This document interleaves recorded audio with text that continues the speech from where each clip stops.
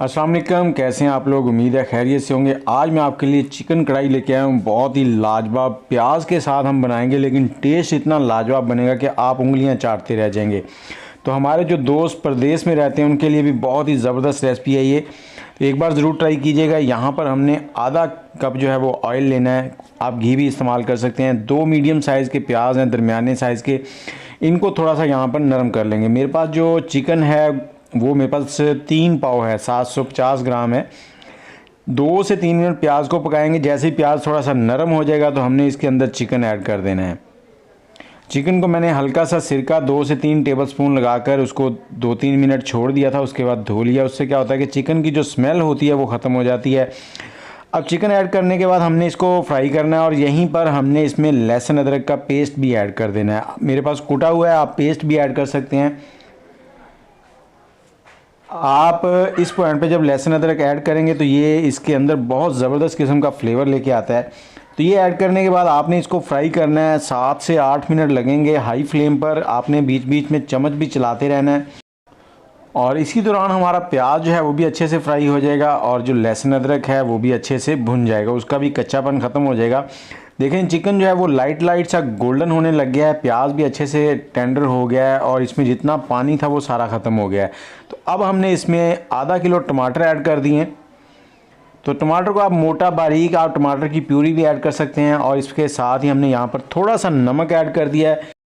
जैसे ही नमक ऐड करते हैं तो चीज़ें जो है इनके गलने का जो प्रोसेस है वो तेज़ हो जाता है। तो हमने नमक को एक बार मिक्स कर देना है।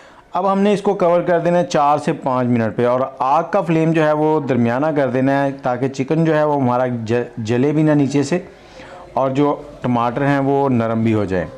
तो 5 मिनट के बाद देखें टमाटर अच्छे से नरम हो चुके हैं। तो इस पॉइंट पे इसको एक बार मिक्स करेंगे। मिक्स करने के बाद हमने इसमें थोड़े से मसाले ऐड करने हैं, पाउडर मसाले। ज़्यादा मसाले इस चिकन कढ़ाई में नहीं जाते।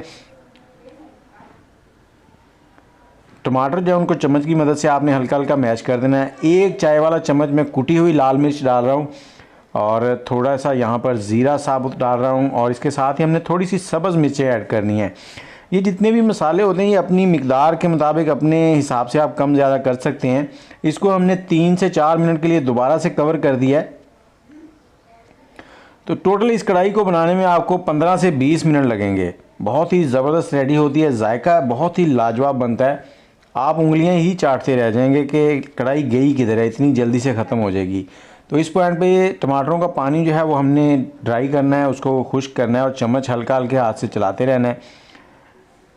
जैसे ही टमाटर का पानी ड्राई हो जाएगा तो चिकन की इसमें थोड़ी सी भुनाई हो जाएगी मसाले के अंदर। तो इस पॉइंट पे हमने इसमें थोड़ा सा पानी ऐड करना है, आधे गिलास के करीब पानी ऐड करेंगे, क्योंकि हमने चिकन को अच्छे से नरम करना है। इसमें हमने दही का इस्तेमाल बिल्कुल नहीं किया, तो दही के पानी की जगह पे हमने सिंपल पानी ऐड कर दिया है। ये दही के बगैर ही इतनी टेस्टी बनती है कि मैं क्या कहता हूँ कि आप उंगलियाँ चाट जाएंगे। अब इसको कवर कर देना है, आग का फ्लेम लो कर देंगे 6-7 मिनट के लिए।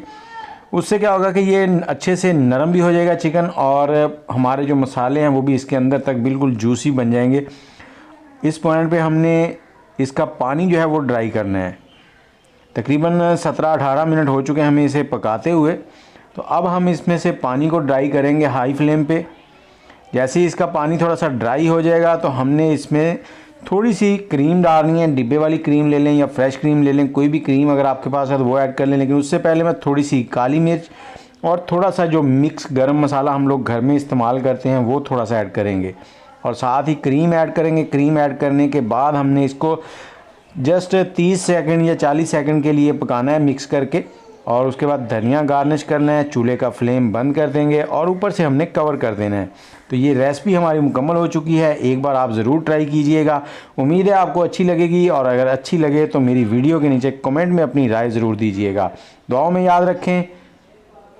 अल्लाह हाफिज़।